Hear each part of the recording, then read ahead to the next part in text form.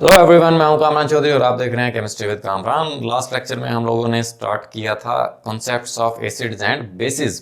Last lecture में मैंने आपको बताया था कि हम लोग 3 थ्योरीज डिस्कस करेंगे जिसकी मदद से आप लोग आइडेंटिफाई कर सकेंगे कि कोई सब्सटेंस एसिड है या बेस है। वो थ्योरीज कौन कौन सी होंगी? आर्हेनियस की एसिड बेस की थ्योरी, ब्रोंस्टेड लोरी की एसिड बेस की थ्योरी एंड ल्यूइस की एसिड बेसिस की थ्योरी। ठीक है, उससे पहले इन थ्योरीज पर आने से पहले लास्ट लेक्चर में हम लोगों ने कुछ एसिड्स और बेसिस की प्रॉपर्टीज पढ़ी थी। मैंने आपको बताया था कि एसिड्स और बेसिस को इन थ्योरीज से पहले हम कैसे आइडेंटिफाई करते थे, तो वो देसी तरीके से आइडेंटिफाई करते थे।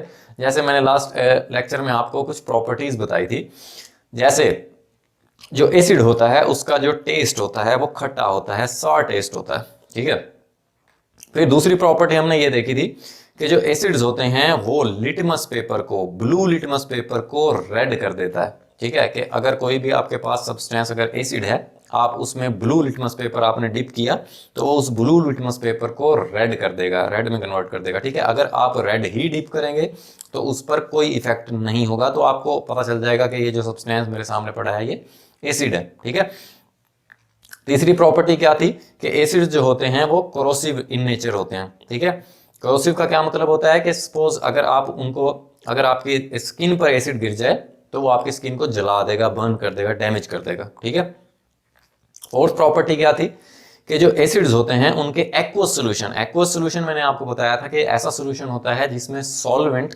वाटर होता है। ठीक है, मीन्स के जो ज्यादा अमाउंट में जो चीज होती है उसको हम सॉल्वेंट बोलते हैं। ठीक है, अगर वाटर सॉल्वेंट हो, कोई भी अगर आप दूसरा कोई भी सॉल्यूट उसमें डिसॉल्व करवाएं वाटर के अंदर, ठीक है, तो ऐसे सॉल्यूशन को हम एक्वस बोलते हैं। राइट, इसी तरह से फिर बेसिस की यही 4 प्रॉपर्टीज हमने डिस्कस की थी कि बेसिस का जो टेस्ट होता है वो बिटर टेस्ट होता है, कड़वा टेस्ट होता है। ठीक है, और जो बेसिस होती हैं वो रेड लिटमस पेपर को ब्लू कर देंगी, और ऑब्वियस सी बात है जब आप ब्लू लिटमस पेपर यूज करेंगे तो उस पर उसका कोई इफेक्ट नहीं होगा। आपको पता चल जाएगा कि ये जो मेरे सामने सोल्यूशन पड़ा है ये क्या है, ये बेसिक है। ठीक है, बेसिक सोल्यूशन है।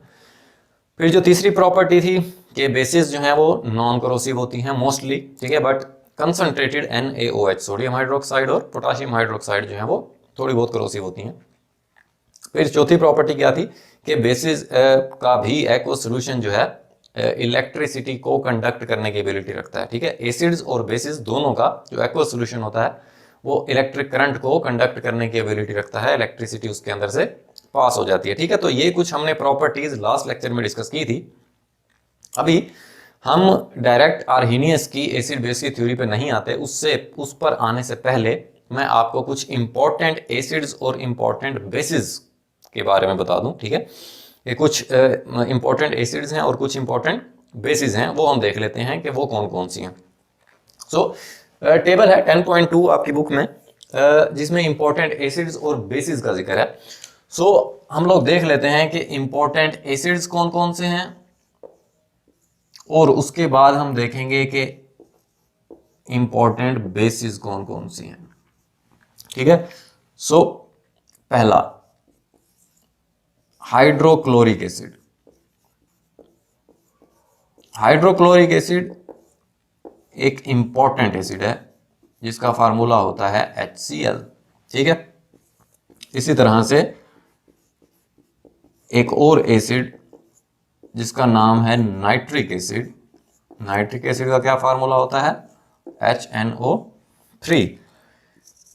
फिर सल्फ्यूरिक एसिड, सल्फ्यूरिक एसिड का क्या फार्मूला होता है? H2SO4। एंड एक और आप एसिड पढ़ेंगे जिसको आप बोलते हो फास्फोरिक एसिड।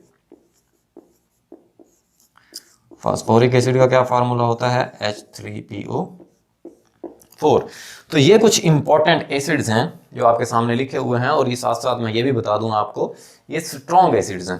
ठीक है, कुछ वीक एसिड्स होते हैं, कुछ स्ट्रॉन्ग एसिड्स होते हैं। स्ट्रॉन्ग एसिड्स का थोड़ा सा आइडिया दे देता हूं कि स्ट्रॉन्ग एसिड एक ऐसा एसिड होता है कि जब आप इसका एक्वस सोल्यूशन बनाएं, मींस कि इसको वाटर में डिसॉल्व करें, ये सारे का सारा डिसोसिएट हो जाए, सारे का सारा आयंस में कन्वर्ट हो जाए। ठीक है, तो इस तरह के एसिड को हम क्या बोलते हैं? स्ट्रॉन्ग एसिड बोलते हैं। और वीक एसिड कौन सा होता है कि जिसको आप वाटर में सोल्यूशन बनाएं उसका, तो वो कंप्लीटली डिसोसिएट ना हो।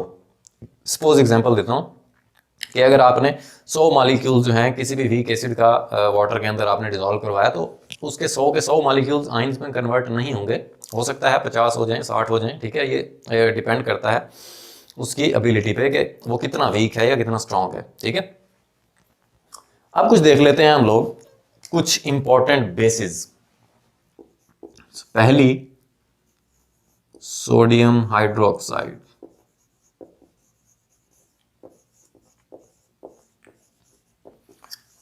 सोडियम हाइड्रोक्साइड का क्या फार्मूला होता है? NaOH। सिमिलरली एक और बेस हम देख लेते हैं, पोटाशियम हाइड्रोक्साइड। पोटाशियम हाइड्रोक्साइड का क्या फार्मूला होता है? KOH। फिर कैल्शियम हाइड्रोक्साइड,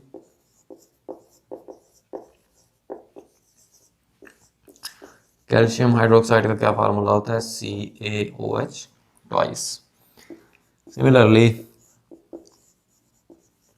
एल्यूमिनियम हाइड्रोक्साइड।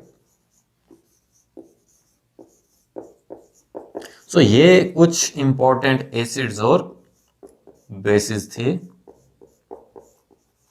जो मैंने आपके सामने राइट किया, ठीक है। सो इनको आपने याद रखना है। अब नेक्स्ट लेक्चर से हम लोग प्रॉपरली स्टार्ट करेंगे एसिड्स और बेसिस के कॉन्सेप्ट्स, जिसमें पहला एसिड बेस का कॉन्सेप्ट आ जाता है आर्हेनियस का, ठीक है। अभी तक अगर आपको वीडियो पसंद आई है तो चैनल को सब्सक्राइब जरूर कीजिएगा, बेल आइकन को लाजमी प्रेस कर दें ताकि आने वाली हर नई वीडियो का आपको नोटिफिकेशन आता रहे। मैं हूं कामरान चौधरी और हम मिलेंगे नेक्स्ट वीडियो में। Thank you very much.